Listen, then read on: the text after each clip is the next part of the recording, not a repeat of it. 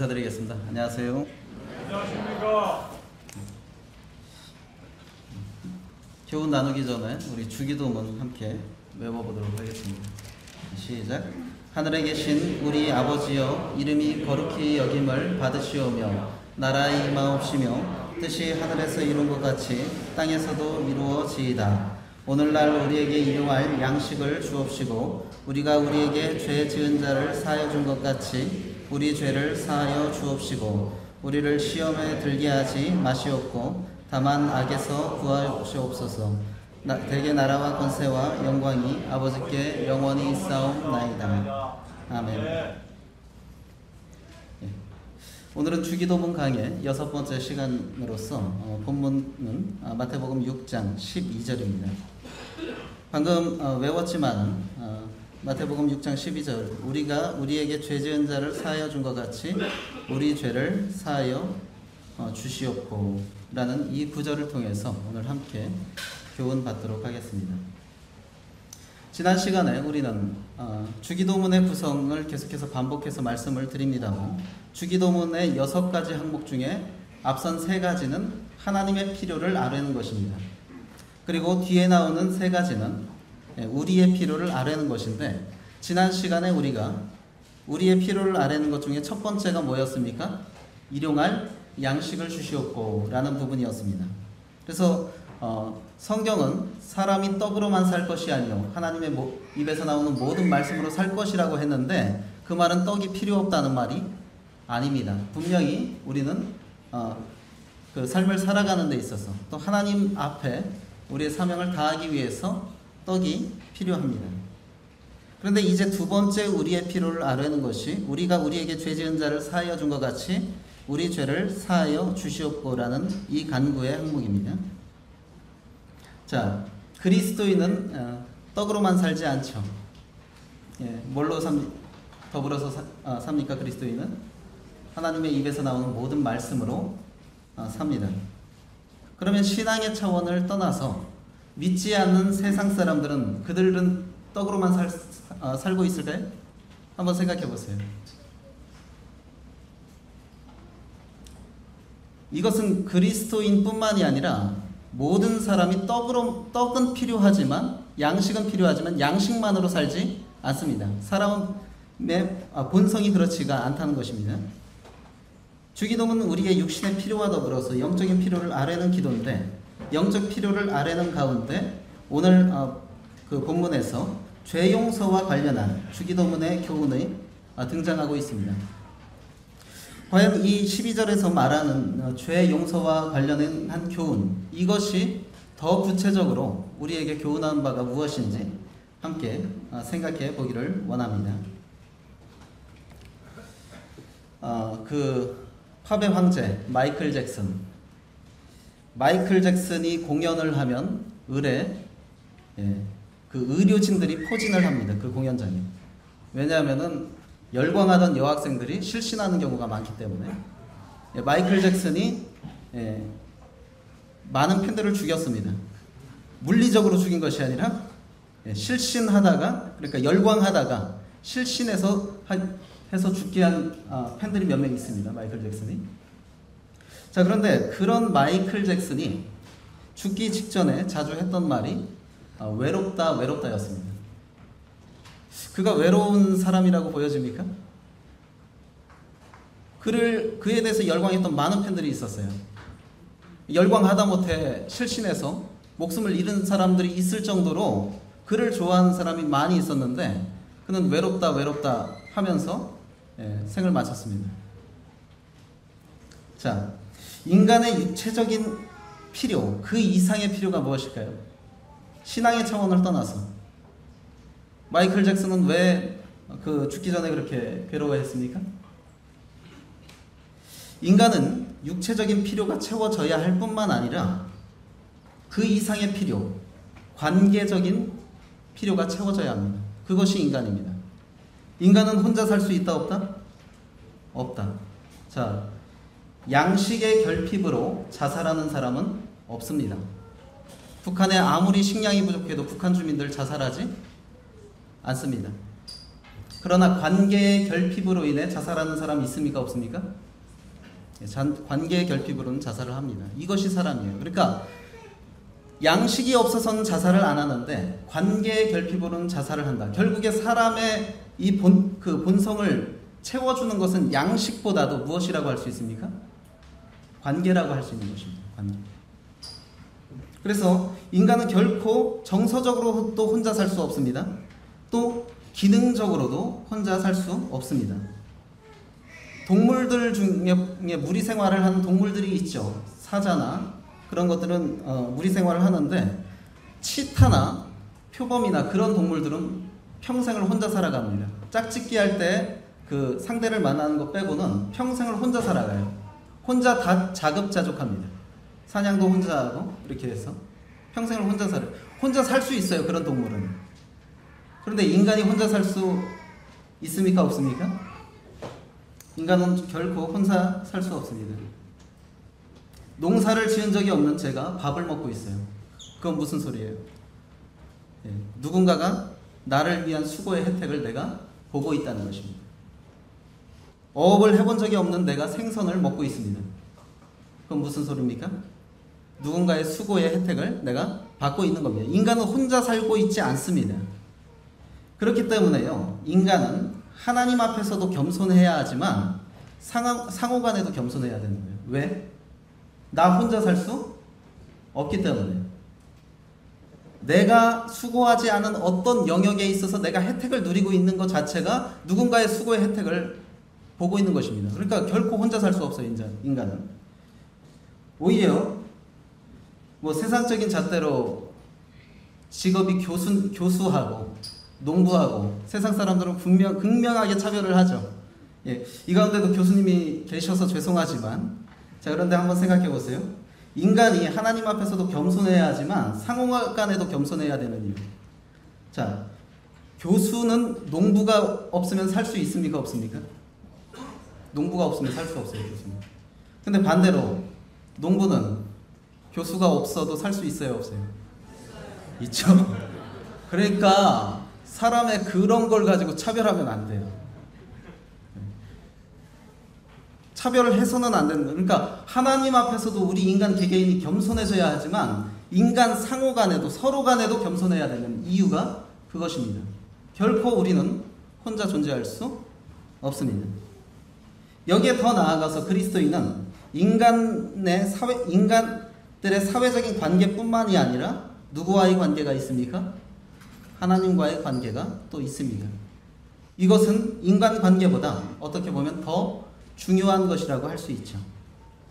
자, 이처럼 관계라는 것은 인간 사이에서도 중요하고 하나님과 인간 사이에서도 중요한 것입니다. 이것의 결핍은 그 인간 개개인을 굉장히 피폐하게 만들고 힘들게 만드는 것입니다. 자, 그런데 이렇게 중요한 관계 속에서 이 관계를 손상시키는 것이 뭘까요? 하나님과의 관계든 인간과의 관계든 그 관계를 손상시키는 것이 무엇입니까? 우리가 흔히 말하는 죄. 죄가 바로 이 중요한 관계를 손상시킨다는 것입니다. 그리스도인의 범죄는 누구와의 관계를 손상시킵니까? 하나님과의 관계를 손상시키죠. 하나님께서 이미 거듭난 우리 그리스도인이 범죄했다고 해서 구원을 취소하거나 그렇게 하시는 분은 아닙니다. 그러나 관계를 통해서 살아야 하는 우리 인간에게 그리스도인으로서 범죄했을 때 어떤 결과가 주어지느냐? 바로 하나님과의 관계에 손상이 가져오고 그것은 우리 정서적으로나 영적으로나 결코 플러스가 되지 않는다는 것입니다. 사람들과의 관계는 어떻습니까? 이웃들과의 모든 갈등. 자, 관계가 중요해요. 인간은 관계 없이 살 수 없어요. 그런데 이 관계에 손상을 가져오는 것 역시, 이웃 간의 관계에 손상을 가져오는 것 역시 죄입니다. 죄가 없으면 이웃 간의 갈등도 없죠. 관계에 손상을 가져올 일이 없죠. 자, 그래서 관계는 중요하다. 근데 그 관계를 손상시키는 것이 뭐다? 죄다. 그렇기 때문에 우리의 삶에서, 우리의 관계를 맺고 사는 우리의 삶에서 필수품이 무엇입니까? 용서입니다. 용서. 제가 초등학교 때만 해도 미국 사람들 한 집에 차가 두세 대 있다는 게 이해가 안 갔어요. 그렇죠? 그때 당시 우리 대한민국 4천만 인구 중에 전국에 있는 자동차가 260만 대였는데 한 집에 한 대도 없는 자동차가 미국 사람들은 한 집에 두세 대씩 가지고 있다라는 것이 이해가 안 가죠. 근데 지금 시간이 한 30년이 지나니까 우리 어떻습니까? 우리 한국 사회? 아유, 저희 아내도 저보고 차 사달래요. 불편하다고. 이렇게 됐어요. 그러니까 이제는 그 사회가 이해가 되죠. 지금은 차가 사치품이 아니라 필수품이 됐어요. 그렇죠? 차가 필수품의 영역으로 들어오리라고 상상하셨습니까? 어르신들?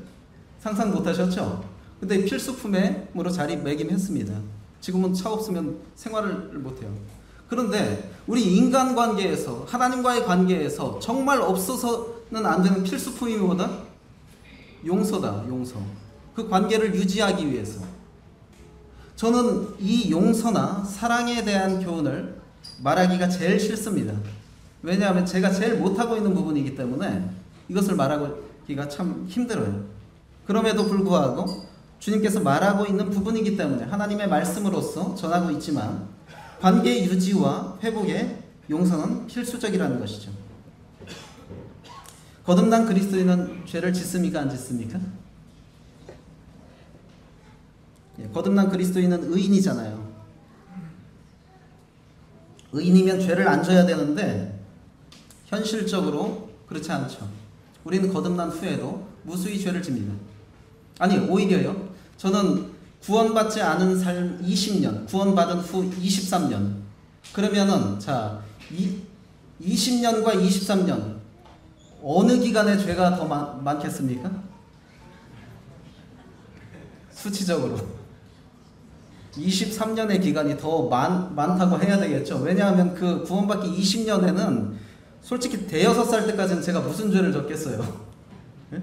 그렇죠? 예. 이제 그 지적 정체성이 형성되면서 죄도 이제 막 짓기 시작했을 텐데 구원받기 전에 지은 죄보다 구원받은 후가 사실 더 많아요. 일찍 구원받을수록. 구원받은 거듭난 그리스도인들도 죄를 지을 수밖에 없다. 또한 성경이 그렇게 말하고 있습니다. 만일 우리가 죄가 없다고 말하면 스스로 속이고 또 진리가 우리 속에 있지 아니할 것이다 라고 말하면서 그리스도인도 필연적으로 죄를 지을 수밖에 없는 존재임을 말하고 있습니다. 자, 주기도문에서 12절에서 우리에게 죄 지은 자를 사하여 준 것 같이 우리 죄를 사하여 주옵시고 라고 했을 때 여기서 죄는 그 오페이레마타라는 단어입니다. 이것은 원죄의 개념이 아닙니다. 자, 원죄는 함마르티아라는 단어로서 이 단어와는 차이가 있습니다. 여기서의 이 단어 오페레마타는 그 직역하면 빚입니다. 빚, 채무, 갚지 않은 빚.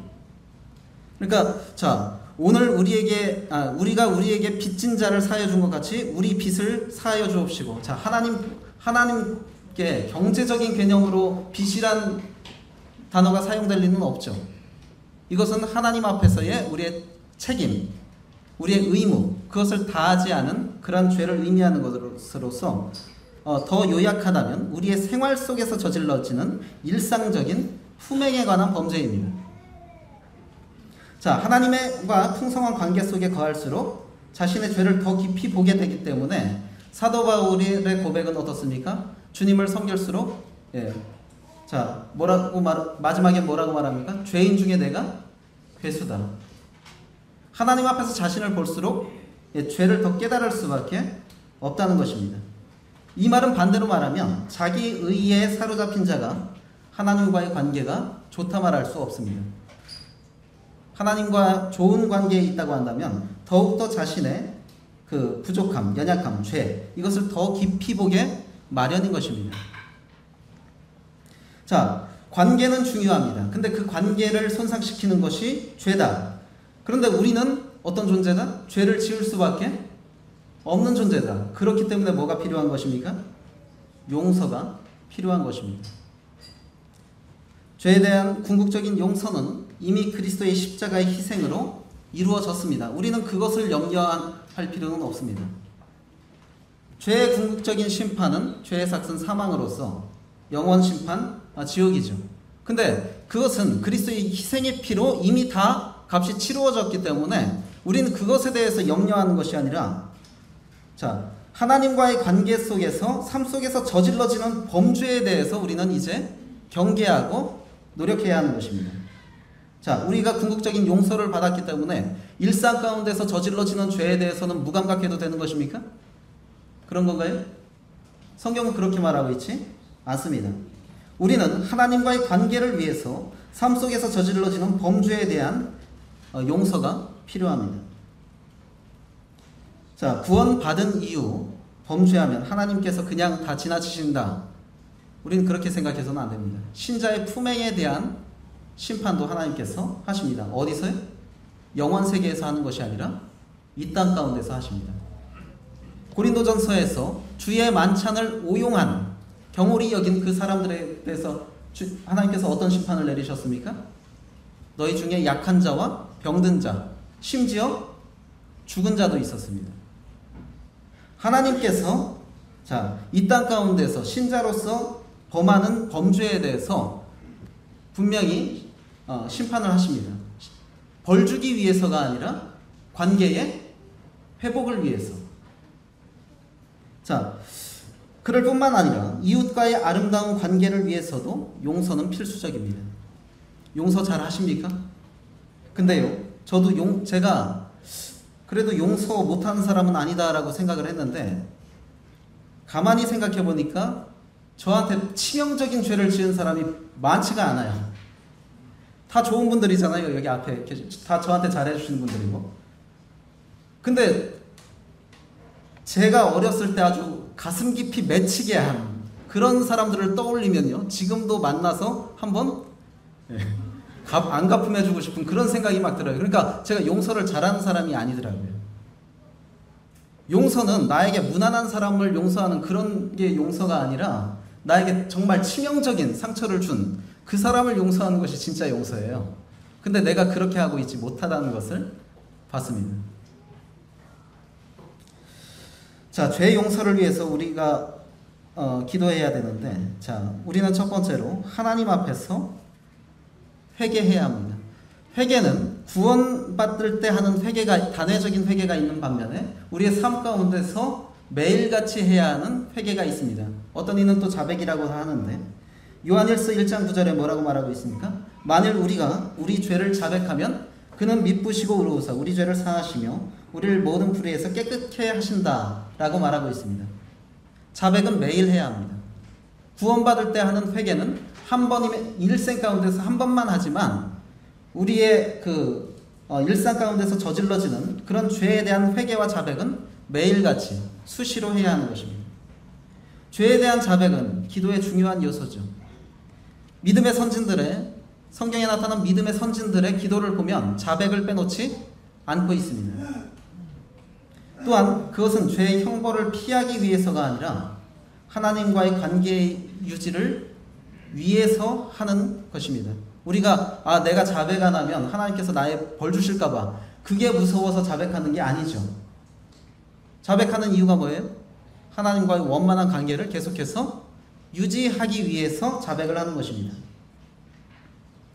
또한 이웃을 용서해야 한다. 우리 12절 말씀을 보면 굉장히 우리에게 짐을 지워주는 말씀 같죠. 우리가 우리에게 죄 지은 자를 사하여 준 것 같이 우리 죄를 사하여 주시옵고. 죄사함을 바라는 이 기도 가운데 전제 조건으로 지금 뭐가 나옵니까? 우리가 우리에게 죄 지은 자를 사하여 준 것 같이 우리 죄를 사하여 달라. 이 말을 잘 생각해 보면 이웃을 용서하는 것이 하나님 앞에서 용서받는 조건이다. 그렇게 생각하게 되죠. 그럼 내가 나에게 죄 지은 자를 용서하지 않으면 하나님께서 또 나를 용서하지 않는다. 이렇게 생각할 수 있는데, 그런 것이 아니라, 모든 신앙과 관련해서 모든 보는 우리가 하나님을 모델로 삼아야 되는 것이지 하나님이 우리를 모델로 삼는 것이 아니죠. 그죠? 골로새서 3장 13절에 뭐라고 말하고 있습니까? 누가 누구에게 불만이 있거든 서로 용납하여 피차 용서하되 어떻게 하라? 주께서 너희를 용서하신 것 같이 하라. 죄 용서의 모델은 주님입니다. 우리가 주님의 모델이 되는 것이 아닙니다. 이것은 분명합니다. 자, 그런데 왜 이렇게 말을 하고 있는가? 우리가 우리에게 죄 지은 자를 사하여 준 것 같이 우리 죄를 사하여 주시었고, 더군다나 자 14절에 보면 너희가 사람의 잘못을 용서하면 너희 하늘 아버지께서도 너희 잘못을 용서하시려니와 너희가 사람의 잘못을 용서하지 아니하면 너희 아버지께서도 너희 잘못을 용서하지 아니하리라. 더 엄중한 말씀이 뒷받침되죠. 이걸 보니까 용서가, 이웃에 대한 용서가 하나님 앞에서 용서받는 조건이구나 이렇게 생각할 수 있는데 그것은 아닙니다. 하나님은 우리의 상태와 상관없이 우리의 죄를 용서하시는 분입니다. 왜? 우리가 용서받는 그 조건은 우리의 행위가 아니라 누구에게 있습니까? 그리스도의 공로에 있는 것입니다. 그리스도의 공로에 의해서 용서받는 것이기 때문에 이것이 이웃에 대한 용서가 우리가 용서받을 수 있는 조건이라고 말할 수 없는데, 그러나 그것은 분리시킬 수 없을 만큼 밀접한 관련이 있습니다. 하나님 앞에서 이 죄 용서와 이웃과의 용서, 이것은 밀접한 관련이 있다. 자, 주님은 1만 달란트 빚진 자의 비유를 들으면서, 자, 1만 달란트 빚진 자가 100데나리온 빚진 자를 용서하지 못했죠. 그 많은 돈을 탕감받고서 1만 달란트를 최저시급으로 계산해 보셨습니까? 1만 달란트. 1만 달란트를 최저시급으로 계산하면 6조 원이 나옵니다. 자, 6조 원을 탕감받은 사람이 100데나리온, 1000만 원을 빚진 자를 용서하지 않은 거예요. 이 사람 정상입니까? 한번 생각해 보세요. 정상이에요? 6조 원을 탕감받았는데 1000만 원 빚진 자를 용서를 하지 못해요. 정상이에요, 이 사람? 여러분들 같으면 절대 그렇지 않죠? 예, 절대 그렇지 않을 거예요. 정상적인 사람이라. 이 상당히 비정상적인 사람인데 이것은 굉장히 밀접한 관련이 있다. 하나님의 용서와 이웃에 대한 용서. 자, 왜냐하면 이웃과의 관계는 하나님과의 관계의 거울이다. 사람들과의 관계가 좋지 못한 사람이 하나님과의 관계가 좋다 말할 수 있다, 없다? 없다. 그것은 거울입니다. 하나님과의 관계를 나타내주는 거울은 이웃과의 관계입니다. 그래서 저도 사람들과의 갈등이 생길 때, 왜 그 사람은 왜 그러지? 뭐가 문제지? 막 이렇게 생각하는 경우가 많은데, 그런 갈등이 생길 때 어디로 들어가야 됩니까? 원초적으로 내가 하나님과 올바른 관계에 있는가를 먼저 점검해야 되는 거예요. 그것은 거울입니다. 그렇기 때문에 주님은 12절에서 필연적으로 관계적인 부분에서 이웃에 대한 용서와 하나님으로부터 받는 용서를 함께 언급한 것으로 보입니다. 자, 그렇다면 이제 우리는 죄 용서를 위한 기도에 따른 실천. 자, 계속해서 반복해서 말하지만 행함이 없는 기도는 어떤 기도? 죽은 기도다. 기도한 대로 행하지 않은 사람, 그 기도는 가증한 것입니다. 자, 죄 용서를 위한 기도에 따른 실천. 하나님과의 깊은 사귐 가운데 거해야 한다. 왜요? 죄를 멀리하기 위해서. 하나님을 가까이 할 때 죄에서 멀어질 수 있습니다. 우리는 죄를 지은 후에 회개하는 것도 중요하지만 그 전에 더 중요한 것이 무엇입니까? 죄를 짓지 않는 것입니다. 대학교 1학년 때 과대 형이 나이트 가자 그래요. 술 마시러. 남자애들 다 가니까 너도 가자. 저 예수님 믿어서 그런 데 갈 수 없습니다. 그랬더니 나도 교회 다니는데 오늘만 갔다가 회개하자. 그랬습니다. 예. 자, 우리는요, 은혜의 복음이 면죄부가 돼서는 안 돼요. 중세시대에 하나님 믿는 사람들이 하도 방탕하니까 마틴 루터가 그걸 지적합니다. 그렇게 살면 되겠습니까? 하니까 그 사람이 뭘 꺼냅니까? 면죄부를 딱 꺼내면서 나 면죄부 샀어. 은혜의 복음이 하나님께서 우리에게 그렇게 하라고 주신 것입니까? 죄에서 자유함을 주신다는 것이 방탕하게 그냥 막 살으라고 허락하신 것이 은혜의 복음입니까? 아닙니다. 우리 잘 생각해야 돼요. 그렇게 주장하는 사람은요, 소방차 있으니까 불나도 좋다는 사람입니다. 소방차 있으니까 불러도 돼. 그리고 병원이 있으니까 병 걸려도 된다는 사람입니다. 병원이 있는 이유가 병 걸려도 좋다는 말은 아니죠. 소방차가 있는 이유가 화재가 나도 된다는 소리가 아닙니다. 따라서 은혜의 복음, 죄에서 우리를 자유케 한다. 이 복음을 선포하신 이유가 죄 마음대로 지란 소리가 아닙니다. 그래서 죄 용서를 위한 기도에 따른 실천, 죄에 대한 회개 이전에 죄를 안 져야죠. 하나님을 가까이 할 때에 죄를 안 지을 수 있습니다. 자, 하나님을 가까이 한다는 것은 구체적으로 우리가 어떻게 실천하느냐? 말씀을 가까이 하는 것입니다. 존 번역은 이렇게 말했습니다. 성경은 당신을 죄에서 멀어지게 합니다. 그렇지 않으면 죄가 당신을 성경에서 멀어지게 할 것이다. 내가 말씀 생활이 잘 안 된다고 한다면 내 삶 가운데서 죄가 있는지 없는지 그걸 돌아봐야 할 것입니다.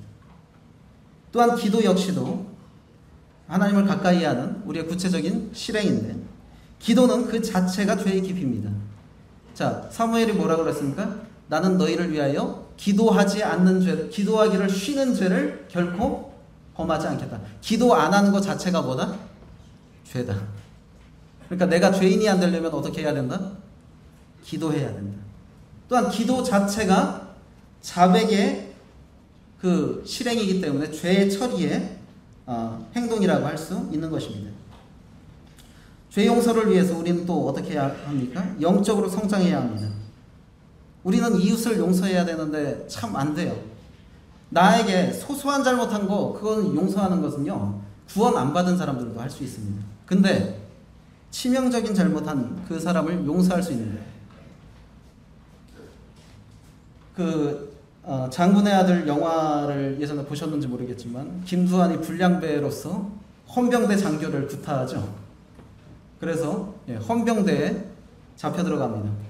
이 김두한을 석방시키려고 일본군 경찰까지 동원해갖고 로비를 하는데 먹혀들질 않아요. 그 헌병대 장교가 그러죠. 군을 통제할 수 있는 건 천황폐하뿐이다. 그러니까 김두한을 용서할 수 있는 건 누구뿐이다? 천황폐하뿐이다. 자, 용서는 약하기 때문에 용서하는 것입니까? 내가 그보다 힘이 없기 때문에 용서하는 것입니까? 아니에요.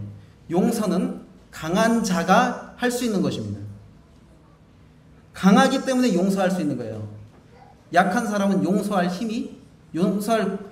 그 권능도 없고 용서할 힘도 없습니다. 따라서 이웃을 내가 용서한다는 소리는 무슨 소리입니까? 내가 그보다 강한 자라는 소리예요. 강한 자. 영화 신들러 리스트에 이런 격언이 있습니다. 힘이란 죽일 이유가 있음에도 죽이지 않는 것이다. 용서라는 것은 강자의 속성입니다. 또한 심령이 풍요로운 자가 용서할 수 있습니다. 주님이 우리를 십자가에서 용서하시는 기도를 하면 우리는 잘 알고 있어요. 근데 그 그리스도에 대한 지식이 정말 나를 용서의 행위로 이끌던가요? 내가 그걸 알고 있는데 그걸 알고 있는 것만으로 용서가 잘 되던가요? 아니에요. 안 됩니다. 용서는요, 심령이 풍요로운 자가 용서할 수 있습니다. 만일 오늘 이 자리에서 여러분들에게 100억 원이 주어진다고 한번 생각해 보세요. 100억 원이 나에게 거저 주어졌다. 그러면 지금까지 내가 미워하던 사람 용서 안 할까요? 그게 너무 기분이 좋아서 지금까지 내가 미워하던 사람의 악행이 생각이 안 나요. 그러면서 오히려 불러서 밥을 사줄 거예요. 그동안 섭섭했지? 왜 그렇게 가능한 것입니까? 심령이 풍요로워지면 가능한 것입니다. 그런데 진정한 심령의 풍요는 어디서 나오는 것입니까?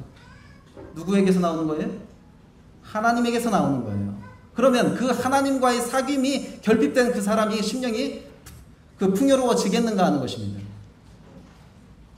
하나님과 깊이 교제하고 영적으로 성장하게 될 때에 심령이 풍요로워지는 것이고 그 심령이 풍요로워진 자가 이웃을 용서할 수 있는 것입니다. 그리고 이웃을 사랑해야 합니다.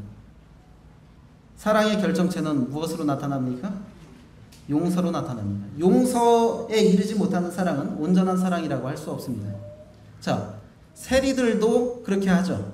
악인들도 그렇게 합니다. 악인들도 나와 친한 사람 사랑해요. 나에게 해코지 안 하는 사람 사랑합니다. 그런데 진정한 사랑은 무엇입니까? 사랑할 수 없는 그 사람을 사랑하는 것이 진정한 사랑이고, 따라서 그러한 사랑의 결정체는 용서로 나타난다는 것이죠. 그리고 아까도 말했지만 아무리 탁월한 사람도 혼자 살 수는 없습니다. 혼자 살 수 없는 내가 살아갈 수 있게 하는 이웃에 대한 소중함이 용서로 나타나는 것입니다. 아까 제가 말씀드렸습니다. 인간은 혼자 살 수 없기 때문에 하나님 앞에서도 겸손해야 되지만 상호간에도 겸손해야 된다. 상호간의 겸손한 마음, 즉 이웃을 소중하게 여길 때에 가능한 것이죠. 교수는 농부가 없으면 죽어요. 오히려 농부가 교수가 없어도 상관없습니다. 교수가 농부에게 어떻게 해야 됩니까? 천하게 여겨야 되는 것이 아니라 존귀하게 여겨야 되는 것입니다. 그런 마음이 있을 때 용서도 실천할 수 있는 것입니다. 또한 이웃의 죄에서 나를 분리시키지 않을 때에 또 이웃을 용서할 수 있습니다. 우리 여기서 그 대명사를 주목해 볼 필요가 있는데, 우리에게 죄 지은 자를 사하여 준 것 같이 나의 죄를 사하여 주시옵고라고 하지 않고 누구의 죄? 우리의 죄를 사하여 주시옵고라고 했습니다. 사람들은요, 죄의 무리에서 자기를 분리시키려는 본능이 있습니다. 아담도 그랬죠. 선악과 따먹고 나서 어떻게 하려고 했습니까? 네, 나는 그 죄와 상관이 없어. 저 여자가 줘서 먹었습니다. 하나님이 저 여자 줬지 않습니까? 저 여자가 줘서 먹었습니다. 죄에서 자기를 분리시키려고 하는 그런 본능이 있습니다. 그건 죄된 본능입니다. 근데 여기서 우리의 죄라고 그랬습니다. 자, 진정한 그리스도인은 이웃의 죄에서 자신을 분리시키지 않습니다. 그런 일은 없어야 되겠지만 이 서청조교의 공동체 안에서 어떤 심각한 죄가 발생했다. 그러면 그 사람만 회개해야 되는 것입니까? 하나님 앞에서? 아니에요. 우리 모두가 함께 회개해야 하는 것입니다. 자, 그래서 다른 사람의 죄를 내 죄처럼 하나님 앞에 회개하는 그런 사람이 또 히브리서 13장에서 일꾼의 자격으로 나오죠. 너희 영혼을 위하여 경성하기를 자기가 회개할 자인 것처럼 하느니라. 그 사람이 일꾼의 자격으로서 히브리서는 제시하고 있습니다. 그래서 일꾼들만 해야 되는 것이 아니라 우리 모두가 해야 되는 것인데, 자, 이웃의 죄에서 나를 분리시키지 않는다. 자, 그 사람은 이웃을 용서할까요? 정죄할까요? 예, 그 사람은 이웃을 용서할 수 있습니다. 이웃의 죄로부터 나를 자꾸 분리시키니까 용서보다는 뭐가 먼저 나가는 것입니까? 정죄가 먼저 나가는 거예요. 그런데 분명히 주기도문에서는 나의 죄를 사하여 주시옵고라고 말하지 않고 우리의 죄를 사하여 주시옵고라고 말하고 있습니다.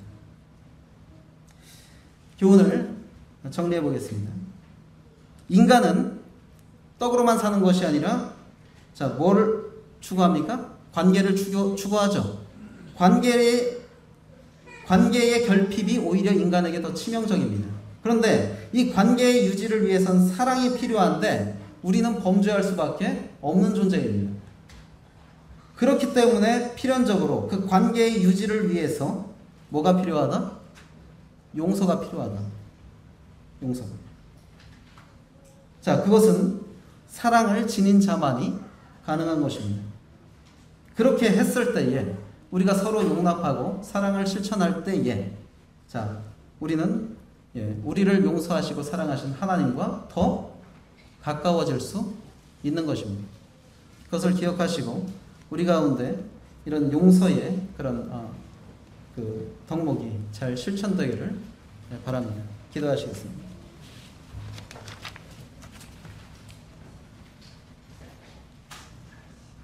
주님, 감사합니다. 참 용서받을 수 없는 저희를 용서해 주셔서 감사합니다. 참 주님께 너무나 큰 용서를 받은 저희가 참 이웃의 잘못을 용서하기를 너무나 힘들어하고 있습니다. 아버지 하나님, 이런 저희가 주님의 심령을 본받아서 참 주님과 깊은 사귐 가운데 들어감으로, 또 주님으로 인해서 풍성해진 마음으로 이웃을 기꺼이 용서할 수 있는 그런 자들이 되게 하시고, 그로 인해서 아버지 하나님과 더 의합하고 또 사랑받는 그런 저희들이 되게 해 주시옵소서.